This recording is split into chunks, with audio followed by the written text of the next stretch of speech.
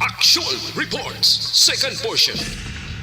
Di kalidad, kag madalom nga mga analisis sa pinakainit na balita sa bilog nga probinsya kag nasyon. Action Reports, second portion. Patas kag balanse nga komentaryo sa mga issues kag mga balita nga nagaapekto sa mga pumuluyo sa adlaw-adlaw nga tanan.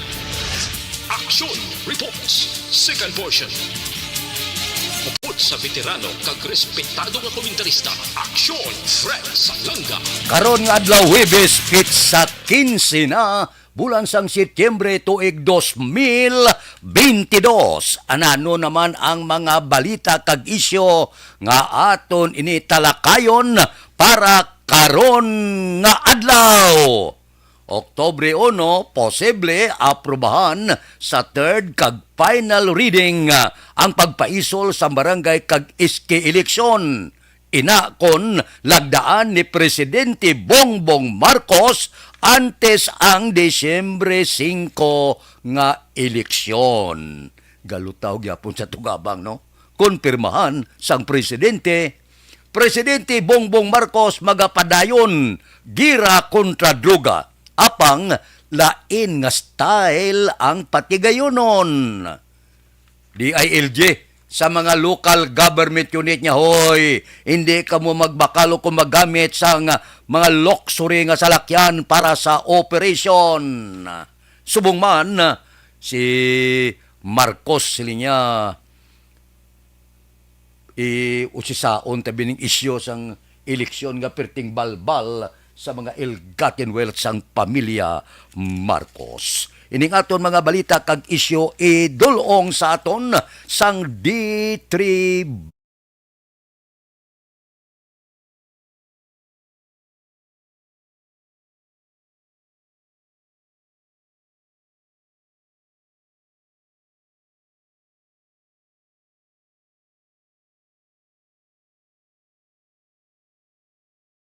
Action Radio Philippine Standard Time, las 6:37 na.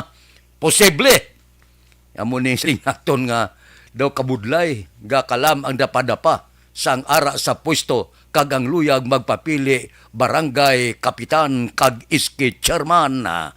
Si House Majority Leader Manuel Jose Dalipe nagsiling nga ang mga nagapanguna nga mga personalidad sang Kongreso sa pagpanguna ni Speaker Martin Romualdez determinado sa pag-aprobar sang hagna siya Oktubre 1 nga ipaiway gid ang barangay kag iske eleksyon kag permahan nga mangin layi ni Presidente Bongbong Marcos antes ang schedule sang barangay kag iske nga eleksyon sa Desyembre 5.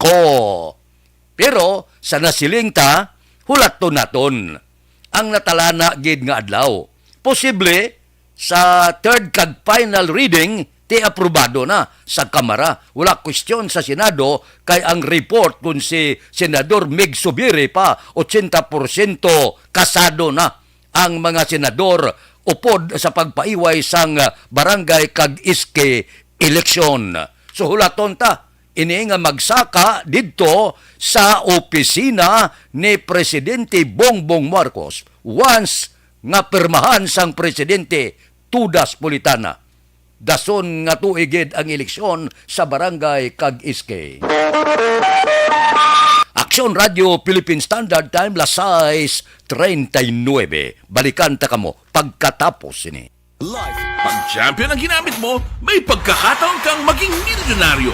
Champion na, milyonaryo pa! Ilagay sa isang papel ang iyong name, age, address, phone number at pirmahan. Ilagay sa isang white legal-sized envelope at lakipan ng alinman sa mga required proof of purchase. Kasama dito ang tamang bilang ng empty sachets, wrappers at mga pouch ng Champion Superpower Detergent at Champion Antibacterial Fabricon. Sa labas ng envelope, ilagay ang promo title, ang POP na ginamit at MBC station na yung pinakikinggan. At ihulog ang iyong entries sa mga drop boxes na makikita sa iyong mga favorite MBC radio stations. Mas maraming entries, mas malaki ang chance mong manalo. Mamimigay kami ng 1 million pesos sa ating grand draw at libo-libong piso pa in cash sa mga weekly draws na magaganap sa mga MBC radio stations nationwide. Champion na, milyonaryo pa. Champion, tapat po sa inyo. Brought to you by Champion Supra Powered Detergent with X-Stain Technology at Champion Antibacterial Fabric Conditioner.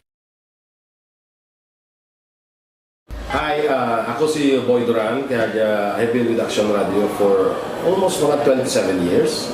I'm Action Artay Kupon, the anchorman of Action Hotline program. I've been in Action Radio for more than 15 years. Hi everyone, I'm Wilma Antopina Sugaton. They call me Tito Wilma. I've been in Action Radio Bacolod for almost 2 decades. Ako si Rex Cantong, News Director at the same time Program Director sa Action Radio Bacolod. This is our 53rd anniversary story.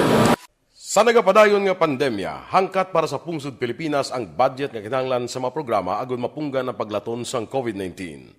Apang bulan sa Agosto nagwa ang balita.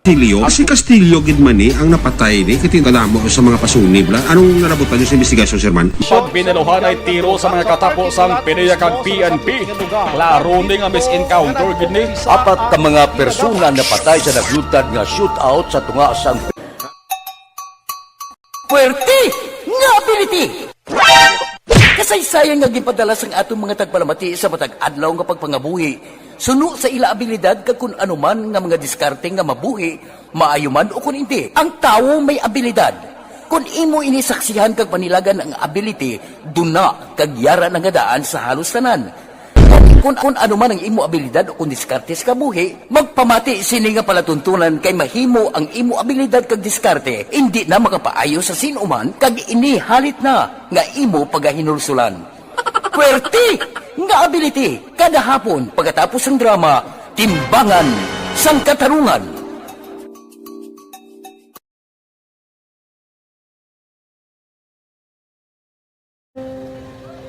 Kung sana ano nang nahuya ako magulang ay Jimmy pigado tas ay kay ano ko sila madisurbo ko sila lang tapos kita kakulbaan ko kay basi hindi ko mapasar kay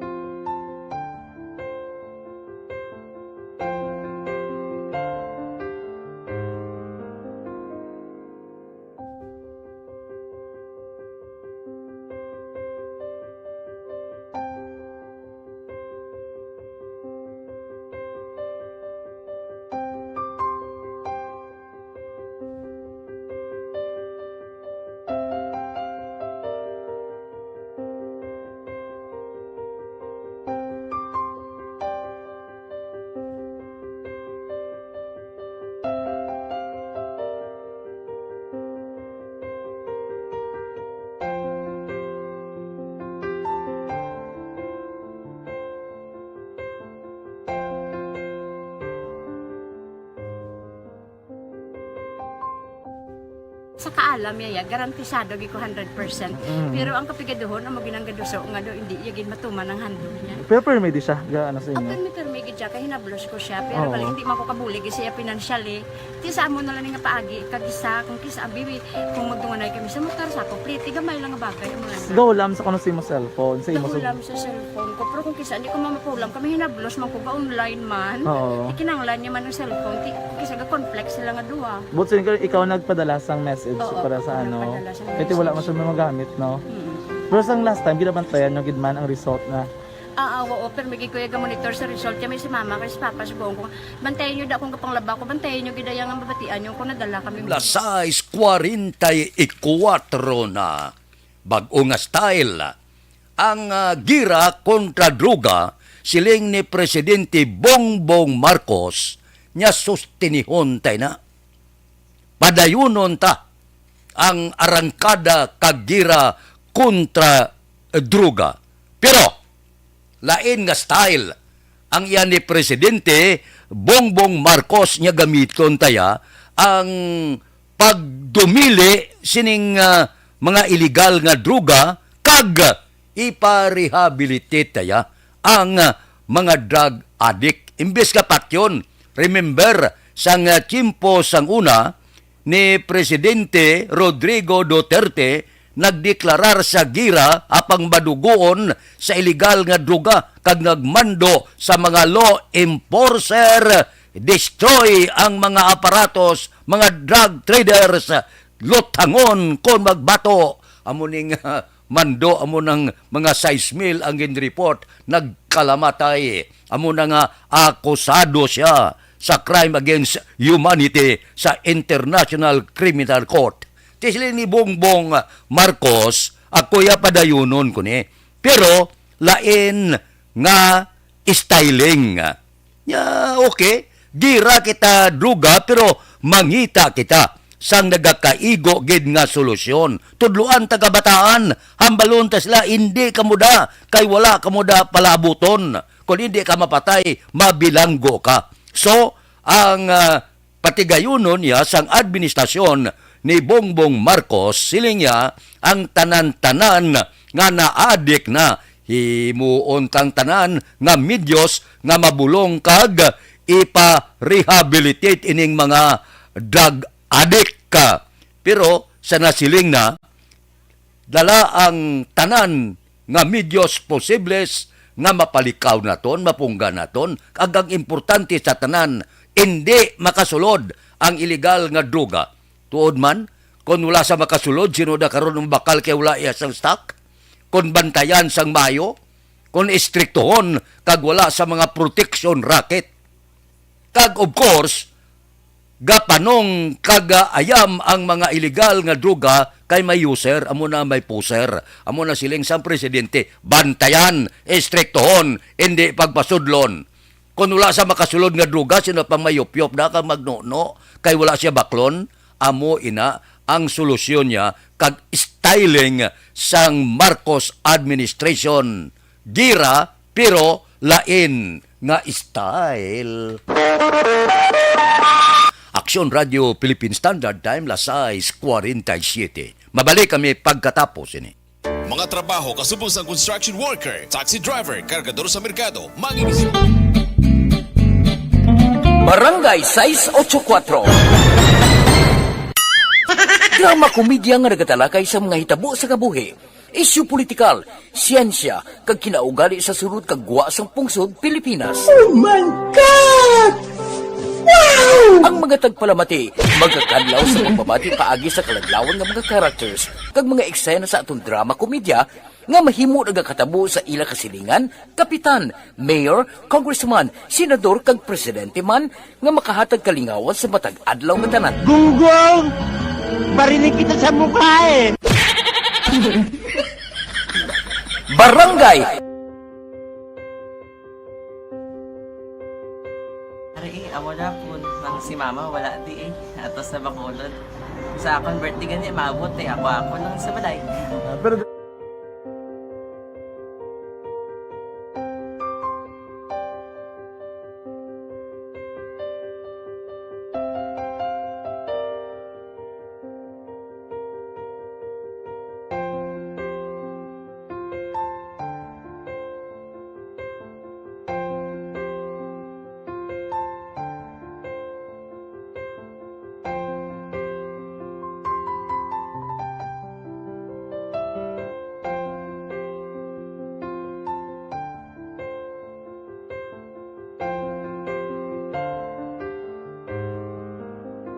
kamusta man? Ako na would like eh, mayara kita na butang sa module nga search mo tapos bala mayara nga ilang taon mo sa YouTube. Tiway ka man gamitan. Ti laktawan lang nanay eh. Tapos ano naman, ubraw ng dason. Ubraw ng dason, singgang na pasensya ma'am. Paano ka nakapadala sulat? Nagulam na ko sa akon nga friend kasi Regine bala. Sa kay ay. Nang wala mo ka cellphone. Wala mo sa imo. Pero sino to Facebook? Imo to Facebook. Bali, paano ka nakabalo nga may... Hindi kasi sugad ni Lola sa akin. Siya nagtuto sa akin nga, kamo bala, nang nabatian niya sa Action Radio sang aga gito. Oo. Yun ang bala nga, isulat ko kung anong imuon. Nga pag sa page, i-like, i-share. Pinasunod mo tanan yung Sunod ko lang man. Okay. Pero ka-expect ka na na makadaog ka? Wala, pag-id kayo daw, gusto mo ako daw, ano naman daw, gusto ko basta, hindi ko parang siya ma-expect nga madaog. Wala nga ma-invita siya sa ARB 4-piece lang. Amo na gani pagkabati ko kay Fritz Alanga, ari ay pamati ka mo. May gin-offer ang Action Radio sa mga 4-piece na kumpos na eskwela. Primary kag secondary ka na. For bugtaw. I-record ang kinanglanong makapag-tisipar ka na. Ipukaw ko niya. Karoon niya siya sa umuwan kung umuman natin. Update mga siya. Matinandao na siya. Damo to, nugid na siya. Niya padala ko na tula hasta imo mga klase ko makadaog ka man rapulong to. Tugang ko balala. Di siling ko sa iya. Ako bala. Kung ano ang akong ginatulog sa iyo mo. Ikayuan mo na. Pagdaswan, ang Action Radio, amo na siya ang toy-toy sa akon. Manakabati ako kay tungod nga idol kong Action Radio nga permi ko daga pamati hasta magapon. Kung itandaan ko nga program nila, mga angkormanda, siling ko pasalamatan tagi ng Action Radio. Kaya pag-open siyang panawagan, nabatian ko dayon. Kag nabuligan, kag nadala ka sa takpay. Dapat mong ginanga pamasalamatan ang Action Radio, ang tanan na reporter dirakay. Kung wala ako nagapamatik kami sa Action Radio, wala kakaabong sa premium sa Action Radio, kaya wala kita kapamatik. Tungod sila kaya ako sa Action Radio, maskin gubaon na nakabati ko. Iyan at tanong sa Diyos ang pag-ubay nga pamati ka, kaya nga mo ito nga pag-abay ko. Fred sa lang, agi kaya nga mo ito. Muna ka naman. Dako na bulit siya. Kabulig na siya kay magamit mo sa module mo.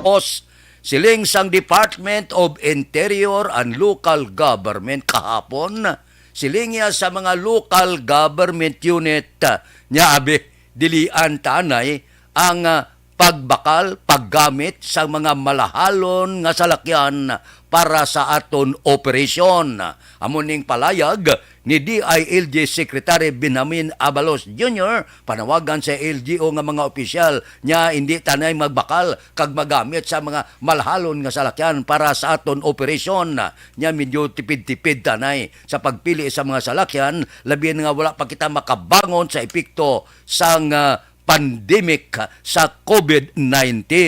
Kag dapat niya mangin halimbawa kita sa aton nasakpan nga ang ginagamit nato niya hindi bala luxurious nga klase sang mga salakyan. Mayo man nga mando ugaling may question. Pananglitan may isa iya ka gobernador, mayor o congressman o konsehal nga milyonaryo siya. Wala man niya ginkuha yung kwarta sa kabansang gobyerno, nagbakal siya sa kaugalingon niya nga salakyan, bisan ano ka mahal, balit pro para kagano, wala man siya guro sa labdon.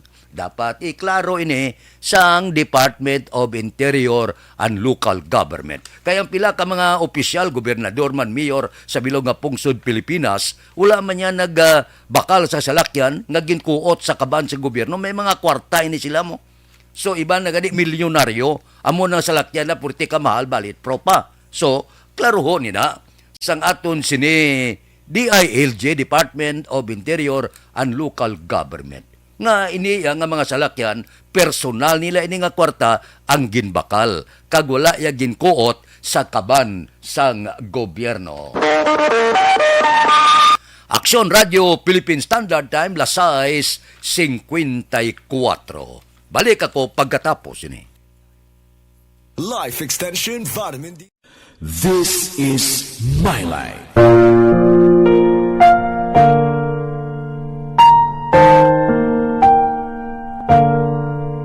This is my life. Ang tagsa ka tawo may kaugalingon nga istorya. Ang tagsa ka tawo may pinasahi nga inagihan sa kabuhi. Ang imo pagpasimpalad, pangabuhi kag kabudlayan, personal man o kun pamilya, hatagan sang kabuhi diri sa This is My Life. This is My Life. Magahatag sang kalingawan sa kahanginan sa mga mapuslanon nga impormasyon kag kasaysayan. This is My Life.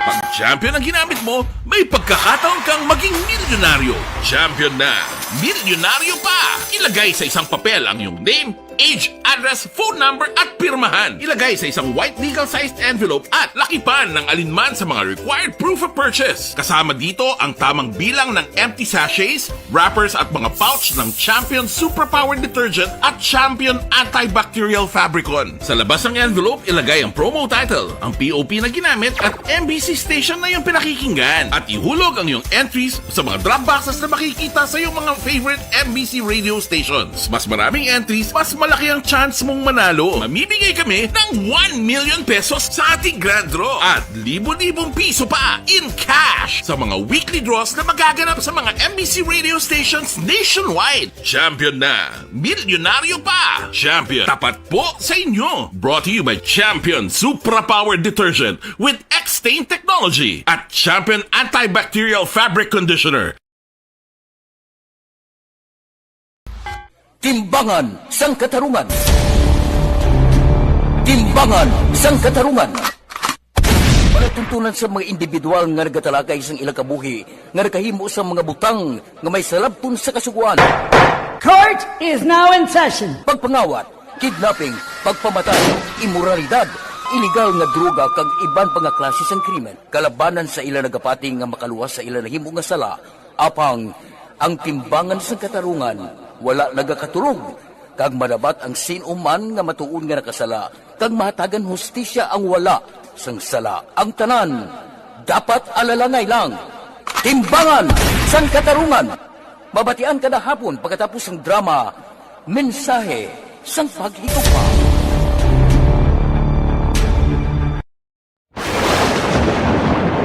Ang elementary nga evacuation center na concern din baha man. Uy, kasi tinagaman amat kumansaka ang tubig. Actually, ko po di ba medyo mataas na ang tubig. So, ulat natin nga pasiwag nga nag-traffic to or nag-transit dito sa sulod. Ang continuous rain ang nag-isang sa factor sa pagsaka at sining tubig sa subong.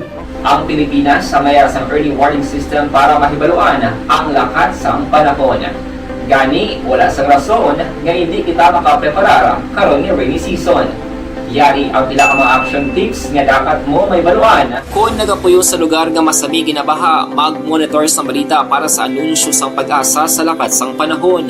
Isa sa pinakapos nga pamaagi para malikawan nga magsulod ang baha sa balay, among paggamit sang sandbag. Ang sandbag ang isa kasakong nga may unod nga balas nga pwede ibutang sa pertahan upon ginaagyan sang tubig para temporaryo nga makontrol ang pagsulod sang tubig sa inyong nga balay. Antes naman ng rainy season, dapat nakapreparar ka na sa pagkaon, flashlight, pito, kandila, hygiene kit, power... Time lasay 58.